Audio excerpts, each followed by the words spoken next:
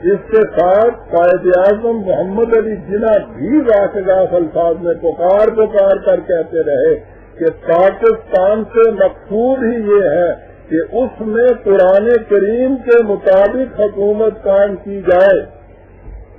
بار بار قائد اعظم یہ کہتے رہے. میں عزیزان من اس موضوع پر اتنا کچھ لکھتا چلا آ رہا ہوں کہ میرے خیال میں اسے دہرانے کی ضرورت نہیں. میں اس مقام پر صرف 2 حوالوں پر اتفاق کروں گا. انہوں نے پنجاب مسلم اسٹوڈنٹ فیڈریشن کی سالانہ کانفرنس منعقدہ 18 مارچ 1944 میں تقریر کرتے ہوئے فرمایا کہ پاکستان کا مطالبہ اب کروڑوں مسلمانوں کے نزدیک جزو ایمان بن چکا ہے. یہ اب ایک نعرہ نہیں رہا. مسلمانوں نے اس حقیقت کو اچھی طرح سمجھ لیا ہے کہ ان کی حفاظت، نجات اور مقدر کا واحد ذریعہ پاکستان ہے.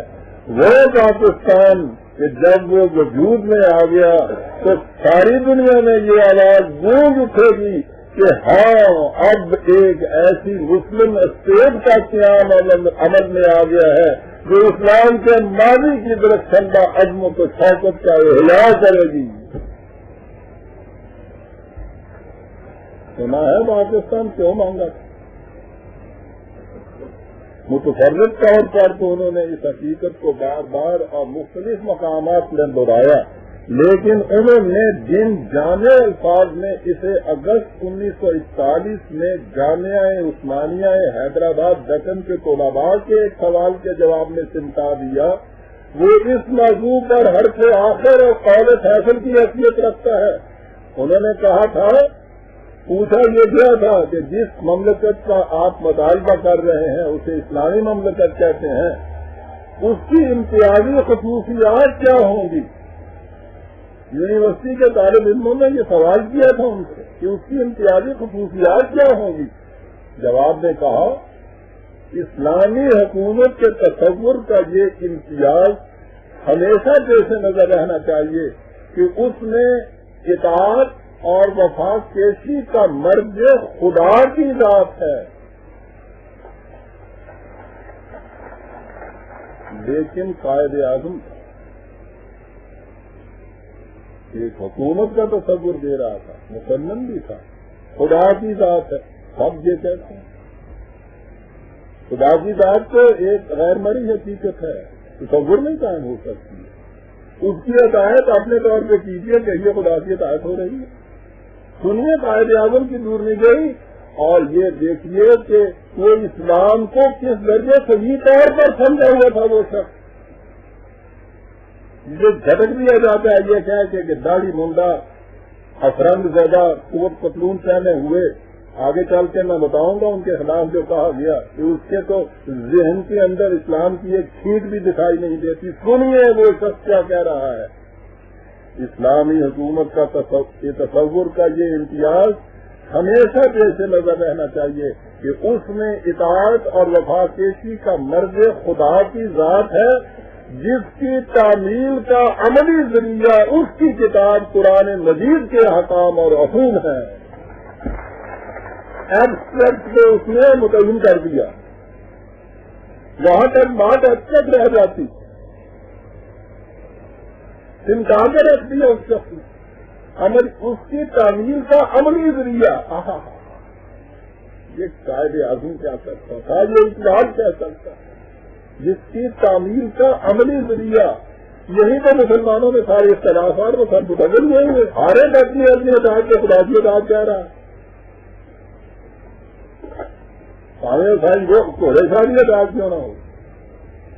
اس کی تعمیل کا عملی ذریعہ خدا کی کتاب کے اصول و احکام ہے. اسلام میں سنی عزیزان من اسلامی حکومت کا تصور 1941 میں کہا جا رہا ہے، غور فرمائیے گا. اسلام میں اصل نہ کسی بادشاہ کی اطاعت ہے، نہ پارلیمان کی، نہ کسی اور شخص یا ادارہ کی. قرآن حکیم کے احکام ہی سیاست و معاشرت میں ہماری آزادی اور پابندی کے حدود متعین کرتے ہیں.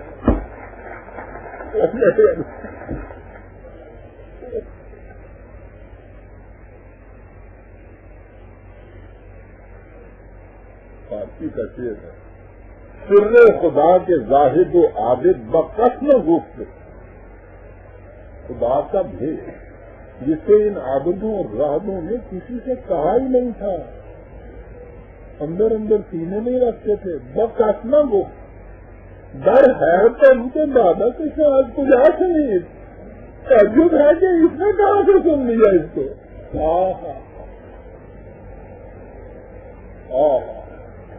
سنیے عزیزان نے قرآن کریم کے احکام ہی سیاست و معاشرت میں ہماری آزادی اور پابندی کے حدود مقرر کرتے ہیں. اسلامی حکومت دوسرے الفاظ میں قرآنی اصول اور احکام کی حکمرانی کا نام ہے، اور حکمرانی کے لیے آپ کو لامحالہ علاقہ اور مملکت کی ضرورت ہوتی ہے، اس لیے میں مطالبہ پاکستان کر رہا ہوں.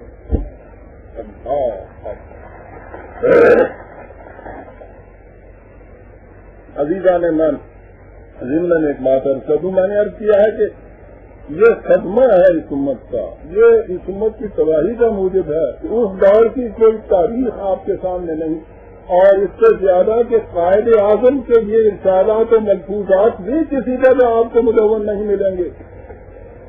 یہ جو بڑی بڑی بایوگرافیز بھی لکھی جا رہی ہیں، مجھے نظر آتا ہے کہ اس میں بھی یہ کہیں نہیں آئیں گے، کسی جگہ یہ نہیں ہے.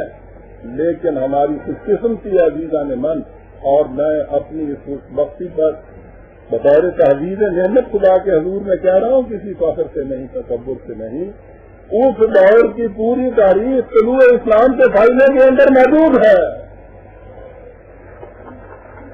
طلوع اسلام سن 38 میں جاری ہوا تھا، قائد اعظم کے ارشاد کے مطابق علامہ اسلام کی ماں کی روح سے. یہ ساری جنگ بھی اس میں موجود ہے، لڑائیاں قائد اعظم کے لیے ارشادات بھی اس میں موجود ہیں، اور اس کے بعد یہاں پہنچنے کے بعد جو کچھ انہوں نے اس باب میں کہا، اس دور کے طلوع اسلام کے اندر وہ بھی موجود ہے. اور یہ بات ایک ضمن اور عرض کر دوں کہ وہ وہاں بکھرے ہوئے موتیوں کی طرح تھے. اس کے لیے بھی کون زحمت کرتا ہے کہ ساتھ جائے اور ان کو کھا کے دیکھے اور ورق گردانی کرے اور اس میں تحقیق کرے؟ ضرورت ہی کسی کو نہیں نظر آتی، اہمیت ہی کوئی نہیں دی جا رہی اس چیز کو. للہ الحمد میں قابل مبارکباد سمجھتا ہوں اپنی بزم طلوع اسلام کراچی کے ارباب کو، ارکان کو، اس کے نمائندے. انہوں نے ان تمام ارشادات کو جو دین، اسلام، مذہب، قرآن سے متعلق ہیں، قائد اعظم سے، ان تمام ارشادات کو ان ذخیرین جلدوں کے اندر سے چن چن کے الگ کر کے منتظم طور پر، مدون طور پر ایک چھوٹے سے کتابچہ کے اندر مندرج کر دیا ہے. کتابچہ انہوں نے شائع کر دیا ہے، وہ باہر کال سے آپ کو مل جائے گا. بڑی ضرورت ہے تھی جو انہوں نے اس کو پورا کر دیا. اللہ تعالیٰ آپ کو خوش رکھے. بزم طلوع اسلام کراچی کے ارکان اور نمائند